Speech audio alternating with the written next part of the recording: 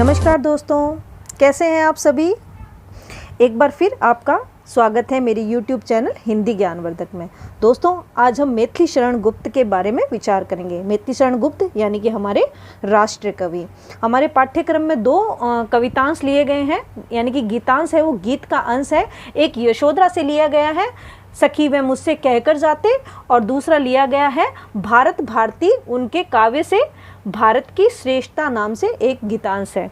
इन दोनों के भावार्थ करेंगे हम। एक बार एक नज़र कवि परिचय पर डालते हैं। मैथिली शरण गुप्त राष्ट्र कवि की उपाधि का मतलब पदवी। राष्ट्र कवि की पदवी से सम्मानित भारतीय संस्कृति के महान उद्गाता श्री मैथिली शरण गुप्त का जन्म उत्तर प्रदेश के चीर गांव झांसी, जिले का नाम क्या है, झांसी, जहाँ की रानी लक्ष्मीबाई थी, है ना, 1886 ईस्वी में हुआ। गुप्त जी द्विवेदी युग के, कौन से युग के, द्विवेदी युग के। हिंदी साहित्य का संक्षिप्त इतिहास में हमारे दो युग हैं, भारतेंदु युग और द्विवेदी युग। द्विवेदी युग के ये सर्वाधिक लोकप्रिय प्रतिनिधि कवि हैं। यानी कि हम इनका कवि परिचय याद कर लेते हैं तो हमारे एक साथ क्वेश्चन हैं जो सॉल्व हो जाते हैं। एक तो द्विवेदी युग के अगर पूछे जाते हैं साहित्यकारों का परिचय दीजिए, इस तरह से क्वेश्चन पूछा जाता है, तो इसमें मैथिली शरण गुप्त प्रतिनिधि कवि हैं, उसका भी हो जाएगा। या फिर कवि परिचय पूछा जाता है तो उसमें भी हमारा ये क्वेश्चन हो जाएगा। और पाठ के कवि परिचय तो हम कर ही रहे हैं। इनके पिता का नाम सेठ रामचरण था और ये बहुत ही बड़े कविता प्रेमी थे। कनकलता उपनाम से कविताएं लिखते थे। ठीक है। इनकी प्रारंभिक कविताएं वेश्योपकार एक पत्रिका का नाम है में छपी, किंतु बाद में आचार्य महावीर प्रसाद द्विवेदी के संपर्क में आने ने, महावीर प्रसाद द्विवेदी युग जो नाम पड़ा वो महावीर प्रसाद द्विवेदी के नाम पर ही पड़ा था, के संपर्क में आने से सरस्वती में लिखना प्रारंभ कर दिया। यानी कि द्विवेदी युग का जो प्रारंभ हुआ था सरस्वती पत्रिका से हुआ था। यानी कि सन 1900 में द्विवेदी युग का ही प्रारंभ माना जाता है। यानी सरस्वती पत्रिका से ही द्विवेदी युग का प्रारंभ माना जाता है और उनकी जो रचनाएं हैं वो सरस्वती पत्रिका में छपना प्रारंभ हो गई। उन्हीं की प्रेरणा से खड़ी बोली में, किसकी प्रेरणा से, आचार्य महावीर प्रसाद द्विवेदी की प्रेरणा से ही इन्होंने खड़ी बोली में कविता लिखना स्टार्ट कर दिया, जिसमें सरसता के अनुरूप ढालने का कार्य उन्होंने किया, यानी कि सरलता से लिखने का कार्य किया। गुप्त जी की रचनाओं में राष्ट्रीयता, स्वदेश प्रेम, युगीन चेतना और भारतीय संस्कृति की छाप पूरी तरह दिखाई देती है। भारत भारती उनका मुख्य काव्य है, उसी के कारण इनको राष्ट्र कवि घोषित किया गया था। नामक रचना से ही इन्हें अत्यधिक लोकप्रियता प्राप्त हुई। ठीक है। देश एवं मातृभूमि के प्रति गर्व तथा गौरव, राष्ट्रीयता जागरण से ओतप्रोत भारत भारती की कविताओं ने इन्हें राष्ट्र कवि के रूप में प्रतिष्ठित किया। और ये भारत भारती की रचना थी वो कब की थी, 1912 की थी। भारत सरकार ने इन्हें राज्यसभा का सदस्य भी मनोनीत किया था। राष्ट्रपति मनोनीत करता है ना 12 सदस्य, उसमें से इनको राज्यसभा का सदस्य भी मनोनीत किया। आगे चलते हैं। गुप्त जी की रचनाओं में मानव जीवन और समाज के विविध अंगों की समस्याओं का चित्रण हुआ है। उन्होंने भारतीय संस्कृति की प्राचीनता के प्रति पूज्य भाव रखा है, तो नए परिवर्तन के प्रति भी तीव्र उत्साह दिखाया। यानी प्राचीनता को तो महत्व दिया है, लेकिन साथ में नए जो परिवर्तन हुए हैं उस पर भी उन्होंने उत्साह दिखाया है। द्विवेदी युगीन आदर्शवादी नैतिकता, पवित्रता, पौराणिक आख्यानों की तर्क संगत व्याख्या एवं समसामयिक राष्ट्रीय हलचलों की तीव्र गूंज उनके काव्य में मिलती है। राष्ट्रीय हलचल का मतलब क्या है, उस समय हमारे ऊपर किसका शासन था, अंग्रेजों का शासन था, तो उस समय राष्ट्र में जो हलचल चल रही थी उसके गूंज इनके साहित्य में दिखाई देती है, सुनाई देती है। वे सामाजिक उत्पीड़न, राजनीतिक दास्तां, धार्मिक संकीर्णता के विरोधी थे। उन्हें भारतीय सांस्कृतिक नवजागरण का कवि भी कहा जाता है। सांस्कृतिक नवजागरण का कवि भी कहा जाता है। गुप्त जी ने खंड काव्य, प्रबंध काव्य, नाटक, अनुदित काव्य आदि विविध विधाओं में लिखा है। इनकी रचनाओं में सबसे पहले महत्वपूर्ण है भारत भारती, ठीक है, जिसने उन्हें राष्ट्र कवि बनाया। जयद्रथ वध, पंचवटी, गुरुकुल, झंकार, साकेत, साकेत, इसके अंतर्गत उन्होंने उर्मिला के जो त्याग है उसका वर्णन किया। यशोधरा, अभी हम यशोधरा से लिया गया जो गीत का अंश है वो पढ़ेंगे। द्वापर, जय भारत, सिद्धराज, विष्णुप्रिया आदि विशेष उल्लेखनीय है। साकेत महाकाव्य ने गुप्त जी को कीर्ति के शिखर पर पहुंचा दिया था, जिसमें राम के पावन चरित्र को आधुनिक परिवेश में चित्रित करने के साथ ही उपेक्षित उर्मिला, यानी कि उर्मिला का त्याग किसी को दिखाई नहीं देता है, सबका दिखता है, राम का, लक्ष्मण का, सीता का, लेकिन उपेक्षित जो उर्मिला है उसके चरित्र को इन्होंने त्यागमयी नारी के रूप में चित्रित किया। एक बार हम देख लेते हैं कि उनको राष्ट्र कवि क्यों कहा जाता है, इस पर चर्चा कर लेते हैं। पेपर में क्वेश्चन भी कभी कभार पूछ लिया जाता है कि मैथिली शरण गुप्त को राष्ट्र कवि क्यों कहा जाता है। आइए पढ़ते हैं। सन 1912 में भारत भारती के प्रकाशन से, जो कि मैथिली शरण गुप्त ने लिखी थी, से मैथिली शरण गुप्त ने अपनी राष्ट्रीयता की भावना तथा देश प्रेम का स्वर इतनी प्रखरता से व्यक्त किया कि इनसे देशवासियों में, जो देशवासी थे उनमें अपने गौरव में अतीत के प्रति गरिमा का भाव पनपा। मैथिली शरण गुप्त ने भारत भारती के बाद अन्य सभी रचनाओं में राष्ट्रीयता की चेतना को मुख्य रूप से अभिव्यक्ति दी। मातृभूमि के प्रति श्रद्धा, गौरव का भाव, राष्ट्र के प्रति समर्पण का भाव, गौरव में अतीत का उद्घोष आदि के साथ साथ युगीन चेतना, देश प्रेम और राष्ट्रीयता की भावना के कारण ही गुप्त जी को राष्ट्र कवि की उपाधि यानी कि पदवी प्रदान की गई। इसी आशय से उन्हें राष्ट्र कवि कहा जाता है। यानी कि राष्ट्र कवि क्यों कहा जाता है, अगर ऐसा प्रश्न आ जाता है तो हमें इसका उत्तर यही लिखना होगा।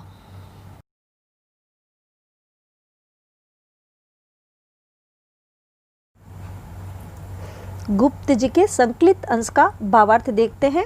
ये अंश यशोधरा काव्य के गीतांश से लिया गया है। गीतांश से तात्पर्य गीत का अंश। इसमें यशोधरा और राहुल सिद्धार्थ की पत्नी और पुत्र हैं। सिद्धार्थ को गौतम बुद्ध भी कहा जाता है और जो गौतम है वो उनका गोत्र है, इसलिए उनको गौतम बुद्ध भी कहा जाता है।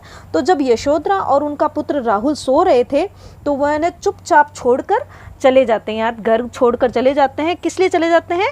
ज्ञान प्राप्त करने के लिए चले जाते हैं, और इसको ये भी कह सकते हैं निष्क्रमण के लिए चले जाते हैं, सिद्धि प्राप्ति हेतु चले जाते हैं। निष्क्रमण के बारे में बताना चाहूँगी। निष्क्रमण का मतलब होता है, निष्क्रमण एक संस्कार है जो कि मनुष्य के गर्भ धारण करने से लेकर अंतिम संस्कार तक, यानी कि मृत्यु तक जो संस्कार 16 संस्कार दिए जाते हैं उसमें से छठा संस्कार है वह निष्क्रमण है। यानी कि कुछ एक संस्कारों के बारे में तो हम जानते हैं, नामकरण संस्कार, पवित्र संस्कार और अंतिम संस्कार, इस तरह से 16 संस्कार हैं जो मनुष्य को दिए जाते हैं, और उनमें से जो छठा संस्कार है वह निष्क्रमण संस्कार है। तो सिद्धार्थ है वो घर छोड़कर यानी कि निष्क्रमण के लिए चले जाते हैं।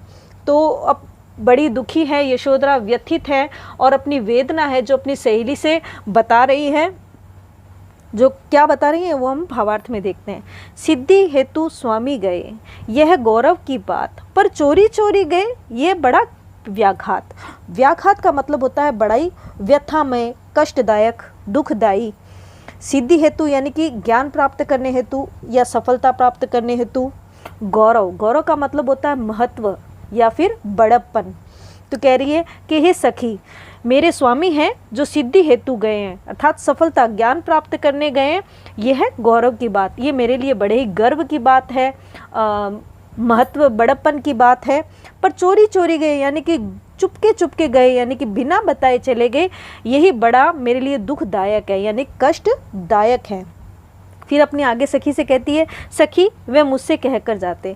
कह रही कि हे सखी यानी कि सहेली, अगर वे मुझसे कहकर जाते तो मैं उन्हें कभी भी नहीं रोकती, उन्हें मुझे बताकर जाना चाहिए था। कह तो क्या, मुझको वे अपनी पथ बाधा ही पाते। फिर आगे वो कहती है, कह तो क्या, अगर वो मुझे कहते भी तो क्या करते, वो मुझे अपने पथ की बाधा ही पाते। पथ बाधा का मतलब होता है मार्ग की रुकावट, यानी कि वो मुझे कहते तो मैं विचलित होती, दुखी होती, मैं उन्हें रोक लेती तो शायद उनके लिए मैं बाधा बन जाती, इसीलिए शायद वो मुझे कहकर नहीं गए।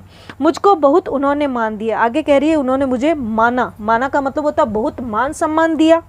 फिर भी क्या पूरा पहचाना, वो कह रही है उन्होंने मुझे बहुत मान सम्मान दिया, फिर भी उन्होंने मेरी हृदयगत भावनाओं को बिल्कुल नहीं पहचाना, अर्थात उन्होंने मुझे पूरी तरह से नहीं समझा।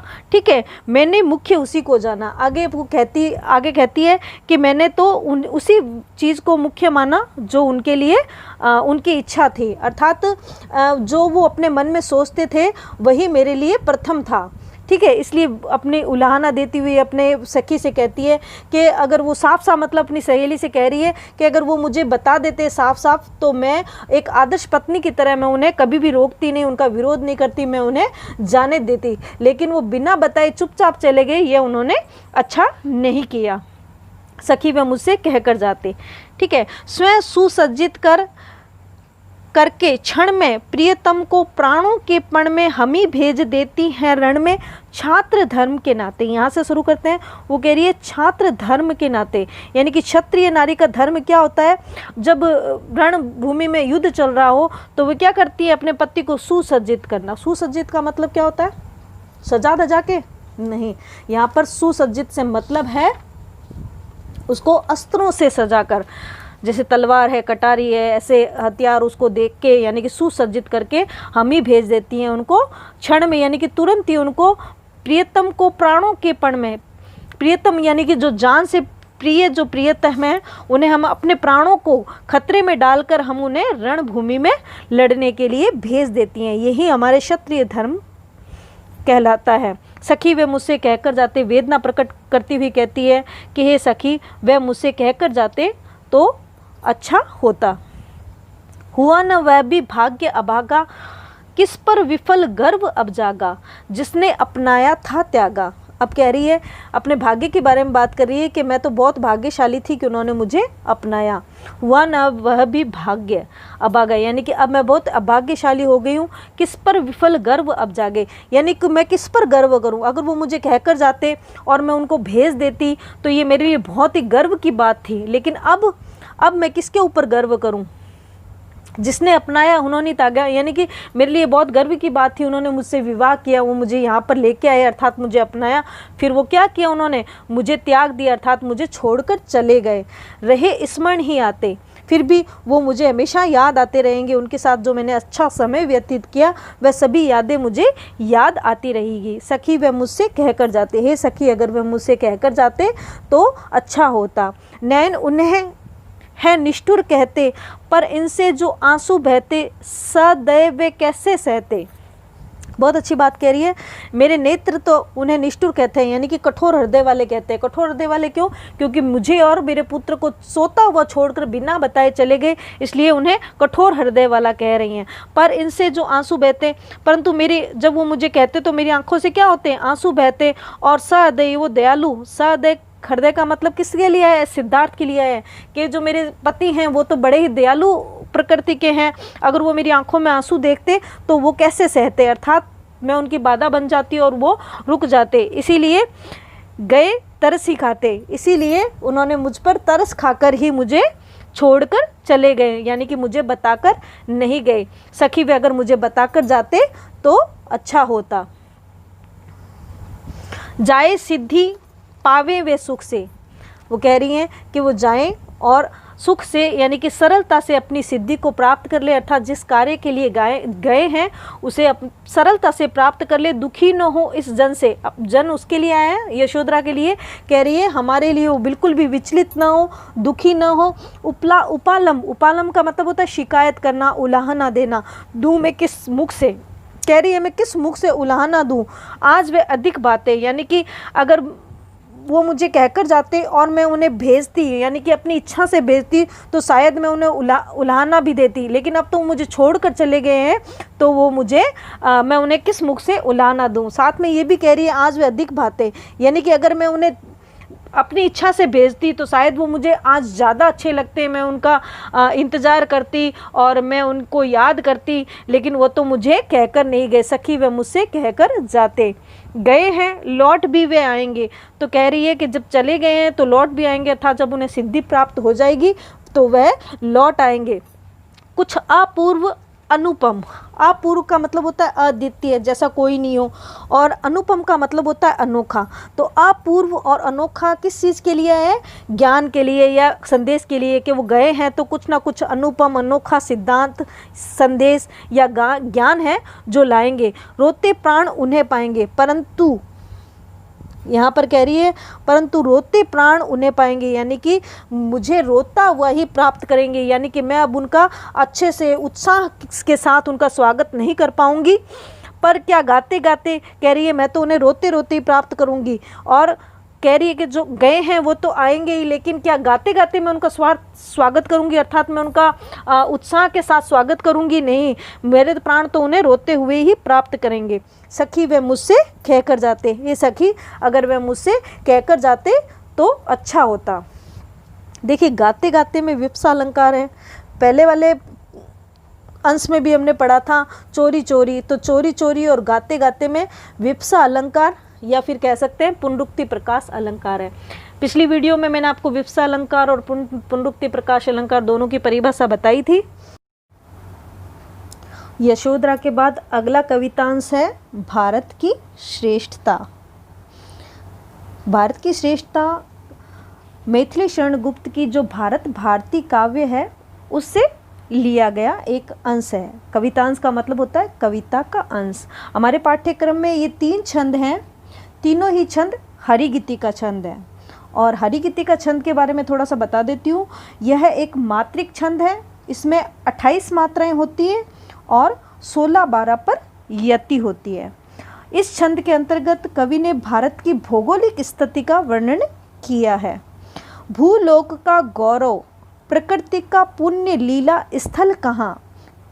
पीछे क्वेश्चनवाचक चिन्ह है, तो कवि प्रश्न कर रहा है, कह रहा है कि समस्त धरती यानी कि इस लोक में गौरव यानी कि महत्व या फिर बड़पन, प्रकृति का पुण्य लीला क्षेत्र, पुण्य लीला स्थल का मतलब होता है क्रीड़ा क्षेत्र, कौन सा देश है, कहाँ यानी कि कौन सा देश है, कहाँ है?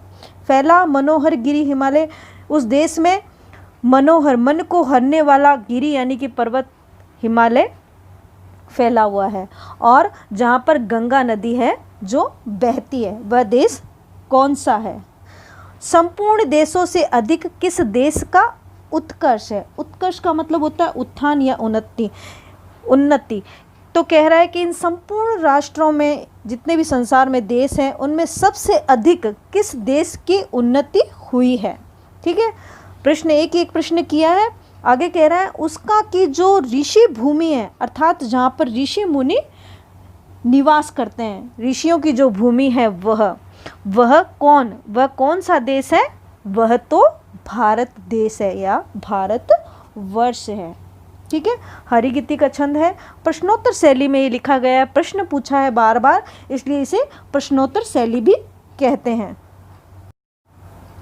इस छंद में कवि ने भारत को मानव सभ्यता का आदिम देश बताया है, अत्यधिक पुराना प्राचीन देश बताया है।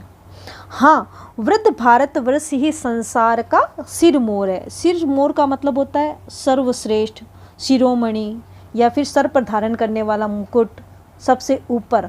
तो कह रहा है कि वृद्ध भारत यानी कि सबसे प्राचीन है भारत देश, इसलिए वृद्ध शब्द का प्रयोग किया है। ये वृद्ध भारत है, ये संसार का सिरमौर है, अर्थात संसार में सर्वश्रेष्ठ है। ऐसा पुरातन देश कोई विश्व में क्या कोई और है? प्रश्न कर रहा है कि ऐसा पुरातन यानी कि अत्यधिक प्राचीन देश इस संसार में कोई और है? भगवान की भवभूतियों का यह प्रथम भंडार है। भवभूति का मतलब होता है वैभव, धन से मान लो। तो कह रहा है कि संसार में सबसे अधिक भारत को ही ये धन वैभव है जो सर्वप्रथम प्रदान किया, यानी कि भगवान ने सर्वप्रथम वैभव है जो भारत को ही प्रदान किया। विधि का मतलब होता है विधाता, यानी कि सर्वप्रथम किया नर सृष्टि का पहले यही विस्तार। कह रहे हैं कि सर्वप्रथम यहीं पर मानव की रचना कर मानव सभ्यता का विस्तार किया, अर्थात भारत मानव सभ्यता का सबसे प्राचीन देश है और यहीं से मानव की सभ्यता का विकास हुआ। ठीक है, हरिगीति का छंद है और शैली भी वही है, प्रश्न शैली। तत्सम शब्दावली का प्रयोग इसमें किया गया है। तत्सम मतलब संस्कृत के शुद्ध शब्दों को भाषा में अपना लेना ही तत्सम शब्द कहलाते हैं। ठीक है, राष्ट्र भावना का इसमें विकास हुआ है। आगे चलते हैं। यह पुण्य भूमि प्रसिद्ध है, इसके निवासी आर्य। आर्य का मतलब होता है सभ्य, श्रेष्ठ, सदाचारी व्यक्ति। ठीक है, तो कह रहे हैं कि जो पुण्य भूमि है ये पूरे संसार में प्रसिद्ध है और इसके जो निवासी हैं वो कौन है? आर्य हैं, अर्थात आर्यों की संतान ही है, यानी कि हम ही आर्य हैं। विद्या, कला, कौशल सबके जो प्रथम आचार्य है, आचार्य का मतलब होता है गुरु। तो कह रहा है कि हम आर्यों की संतान हैं और हमारे जो सभी हम जो ये संतानें हैं वो जो को क्या थे? विद्याओं तथा समस्त कलाओं के प्रथम आचार्य थे, अर्थात गुरु थे, यानी कि संसार को सर्वप्रथम उपदेश और ज्ञान प्रदान करने वाला यह भारत देश ही था। संतान उनकी आज यद्यपि हम अधोगति में पड़े। अधोगति का मतलब होता है पतन। ये बात क्यों कही? ये बात इसलिए कही कि जब साहित्य सृजन किया उन्होंने, भारत भारती लिखा था, तब हम पराधीन थे। ठीक है, हमारे ऊपर अंग्रेजों का कंट्रोल था। तो उस समय ये उसका वर्णन करते हुए कह रहे हैं कि हम इतने महान देश के रहने वाले हैं, हम आर्यों की संतान हैं, इतने गुण, कला, कौशल पूर्ण हैं हम लोग, फिर भी आज हम अधोगति में पड़े हैं, अर्थात हम पतन की ओर हैं। फिर भी पर चिन्ह उनकी उच्चता के आज भी कुछ और खड़े हैं। लेकिन फिर भी ये कह रहा है कहीं ना कहीं जो हमारे अंदर जो आदर्श हैं, उच्च आदर्श, उच्चता यानी कि उच्च आदर्श है, मान लो, वो कह रहे हैं कि फिर भी आज हम उच्च आदर्शों से संपन्न हैं, अर्थात पराधीनता और अवनति की स्थिति रहने पर भी भारत के लोग उच्चता के अनेक गुणों से संपन्न हैं। हरिगीति का छंद है, तत्सम शब्दावली है, इसमें राष्ट्रीय चेतना और भारतीय आदर्शों की व्यंजना हुई है। आज ये मैथिली शरण गुप्त पाठ समाप्त हो गया है। आगे के अध्यायों के लिए मेरे साथ बने रहें। आपका बहुत बहुत आभार और धन्यवाद।